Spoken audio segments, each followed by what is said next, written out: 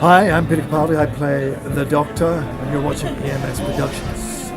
Hello everybody, welcome along to today's video. Apologies it's a little bit late, but today I'm going to be reviewing last weekend's episode, Smile! So once again, yeah, apologies, it's been like 5 days since the episode aired. I just have ran out of time to do any videos or anything. I will try and get the episode of music up for it tomorrow as well, but we'll see how things pan out with that. So yes, it was Frank Cottrell Boyce's second episode. I think it turned out a lot better than certainly his previous attempts. It was a very much just sort of a solid mid-series episode. There was nothing spectacular about it, but as I'll get into a bit more detail, it was still a pretty good episode. So obviously, as this episode did very much focus on the Doctor and Bill and their relationship, although we had the sort of area of the plot and then a lovely looking location, the first sort of 30 minutes were basically just the Doctor and Bill, so it was very much about building up the relationship between the two characters, which I think they did a fantastic job of, because Pearl is certainly showing that she's a fantastic actress, and I think Bill as a character is becoming a really strong sort of companion, certainly one that's a much more able to sort of compare to and to as a real person really to us, rather than Clara, who was maybe at times a little bit more less easy to relate to, whereas I think Bill's really got that sort of feel about her that you can really relate to her as a character, which is good. And I think Pearl's really showing that she is a fantastic actress, which I'm sort of really pleased to see. Now obviously I think one of the biggest pluses of the episode was the location. It was a spectacular setting. The episode in somewhere in Valencia, some sort of arts sort of centre or something, I can't actually remember what it's called, but somewhere in Valencia in Spain, that just looked absolutely stunning and fitted the sort of world and area so beautifully, so perfectly.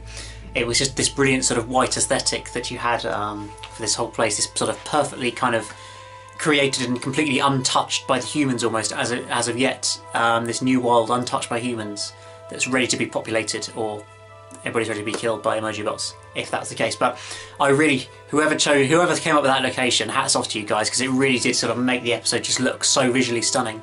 And certainly one of the most visually impressive episodes in recent times, I thought, purely based on the location, because it was just fantastic. Now in terms of the plot, obviously it kind of focused around the whole emoji bots and everything, or not emoji bots, the Vardy even, the Vardy.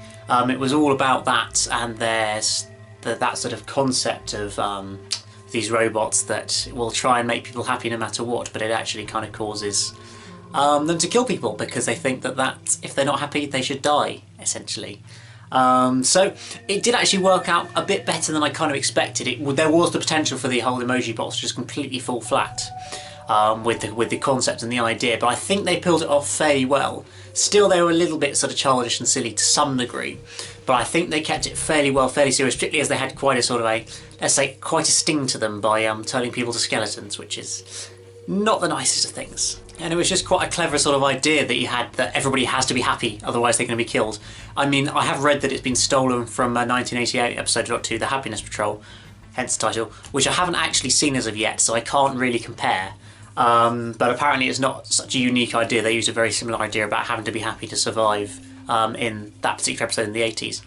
So there you go, lots of Doctor episodes that have reused ideas. I'm not too fussed about that, but I quite like that idea, that sort of concept of you've got to be happy or you die. And so then some of these early scenes were just sort of fantastic little interactions between the Doctor and Bill, as kind of Bill's just trying to understand a bit more about the TARDIS, about the Doctor, about he's got two hearts or this kind of thing, how the TARDIS works, is he a policeman, is there a helpline for this, just all these small little things that obviously we all kind of know, but it's just great to kind of hear again. And for any new audience coming in, it's just great that it's sort of building up the show as if it is, get my words out, as if it is a new show, which we haven't really had for a while, so I think that's really good. Now obviously one of the characters that was kind of left out of this episode was Nardole. He very much was not really meant to be included in this episode. He just turns up for a minute at the beginning, wanders, tells the Doctor off for trying to leave, and then goes away again, as he does. So I wasn't, obviously there was nothing much to say about him as a character in this episode. I mean, I quite like him as a character from the first episode, so I'm hoping that he'll reappear a bit more fairly soon. It doesn't look like obviously he's going to be in the next episode, as we're kind of already in it without him. So I sense we probably won't see him again until episode 4, really. Which I would like to see a bit more of him, because I think he's just quite a fun comedy character. But obviously in this episode he added nothing. But we did of course get the mention of this magical vault again, contained under the university, that's containing some sort of important thing that the Doctor's pledged to protect for 50 years. And he's not meant to go off Earth because he's trying to protect it. Still not a clue what it is. Is it going to be the first Doctor? Good laptop, cheers.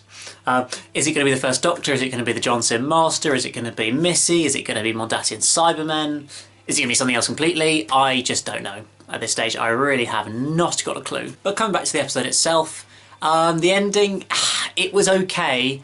It was a bit of those sort of, it felt a bit of a rushed ending, kind of suddenly the Doctor just pressed the reset button, bang, big white light and suddenly it's all over kind of thing. It just felt like sort of after all the build-up, the long, slow build-up, trying to understand what's going on, everything, how these emoji bots work and what's been going on, to suddenly then just press a reset button, boom, we're all sorted, was a little bit of a sort of unsatisfying and rushed conclusion, which kind of was just a little bit of a disappointing end to the episode. Whereas I'd like something a little bit more complex, sort of something more interesting going on, rather than just turn it off and on again, as Bill says. So, yeah, I'm not quite sure what they could have done that would have been better, but it would have just been nice to have something a little bit more substantial for a sort of resolution and an ending than that, maybe. There was also hideously underused characters in the episode as well. Ralph Little, who played Steadfast, I think his name was, towards the end of the episode, he was completely wasted as an actor because he did sod all, really, in the episode. Absolutely nothing, really. There was what's-her-name at the start of the episode who used to be in the Sarah Jane Adventures, I can't remember her name, who just had a very... It was really nice to see her again. I was like, oh yeah, that's the woman from the Sarah Jane Adventures. It was like, I didn't know she was going to be in the episode, so that was quite a nice little, just small little sort of surprise nod there. That was quite nice, but obviously she was killed off straight away, and that was all kind of disappointing that she was underused as well. And yeah, it just really, there wasn't any major character other than the Doctor and Bill, which I don't have too much of a problem in, but when you sort of put a few other main characters into, then just kind of completely waste them, it was just a little bit of a disappointment. But overall, as a concept and an idea of this sort of world where you have to keep smiling otherwise you die, is a concept that I quite like from Frank Culture Boyce. I think this was definitely a much better effort than what he put into In the Forest of the Night. To some degree, it was this episode was a slightly less ambitious, less sort of out there script compared to In the Forest of the Night, where suddenly the whole Earth has been infested by trees, there's sort of fairies involved, and this little girl who's going mental and whatever. It wasn't quite as sort of adventurous, I guess, as that episode, but it's just ended up with a much more solid episode that I think generally people enjoyed, but didn't think it was anything special, and I kind of agree. But one thing I did really like was the very, very end of the episode, where we had it leading straight into the next episode, which is something that I quite like. It sort of was a proper throwback to the 60s, where you had one episode leading straight into the next. So it was nice to see that shot ending with suddenly ended up on the Thames in 1814 with an elephant wandering around on top of it. That was a fantastic ending shot, and hats off to whoever thought up that as an idea. I really enjoyed that, and it just felt like it should have come up with the 1960s next episode. Thin Ice should have just appeared. Up as the titles at the very end of the episode. It just felt like that should have appeared at that point. It was very much a homage to the 1960s. And well, other than that, guys, there's not too much more to say about the episode, really. It was sort of very impressive visuals, a great performance from Peter and Pearl, but other than that, just a sort of solidly good episode overall. I must give a shout out to Murray Gold's music. Once again, it was fantastic. He's really just continues to excel himself. It's quite remarkable how he just keeps outdoing himself series after series after series. After 12 years of composing music for Doctor Who, he's still going strong. It really is very impressive. I mean, there was a bit of reused music from this week.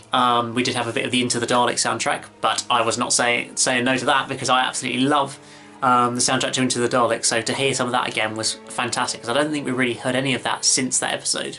And for such a great score to only have been used in one episode, I thought was a bit of a waste, so that was a really sort of a nice surprise to hear that in this episode again. And there was also some other really well composed, great little tracks from Murray Gold, much more sort of atmospheric music rather than really actiony music as such, but just setting a really nice tone and atmosphere for the episode. And of course the continuation of Bill's theme, which I'm really liking as well. And well, there we go, guys. There's not really any more to say about the episode. It was a solid one, a sort of 7 out of 10 kind of average episode. Not quite as good as the pilot, I would say. Visually it looked more impressive, but overall as a story I'd probably prefer the pilot just a little bit. So it's been a good start to Series 10. It's not been quite as spectacular as it was in Series 9, where you had the whole Dalek two-parter, that massive cliffhanger at the end of Episode 1, which I love. That whole sort of start to the series, so it hasn't quite topped that so far. And Series 8, obviously it was a little bit different because you had the regeneration story and the Peter's first story. So far these opening 2 episodes have probably been the weakest 2 of Capaldi's 3 series, but they're not by any means bad, because I really enjoyed the Capaldi era overall, and I think that it's a strong start to a new era, a sort of solidly good start rather than a spectacular like 9 out of 10 episodes, absolutely amazing episodes to start off with straight away, which is kind of what we got a bit more of in the Russell T Davies era, where it started off a little bit more quietly and kind of built up to a crescendo. And I think that will do that through this series. I mean, I cannot wait for the Monk 3-parter through the middle of the series, and for the 2-part finale as well, with everything that's going off at that, which I just can't even imagine at this stage. I'm super hyped for those episodes. So really, it's just these first 2 or 3 episodes that I was kind of a little bit umming and ahhing about. Again, this week I'm sort of, it'll probably be fairly good, but then past that, every single episode I've got something that I'm really hyped about it. So overall, this series is looking really, really positive. And almost most importantly, it's really new, it's really fresh.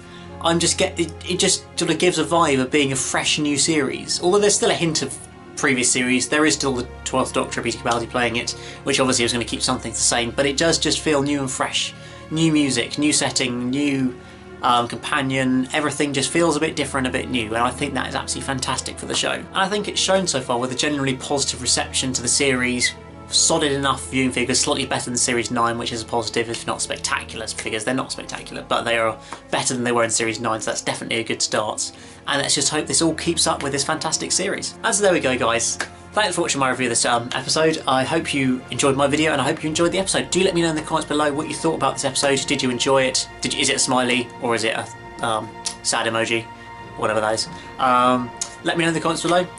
And that's it. Remember to like the video, subscribe if you're new here, and I'll see you again very soon. Goodbye.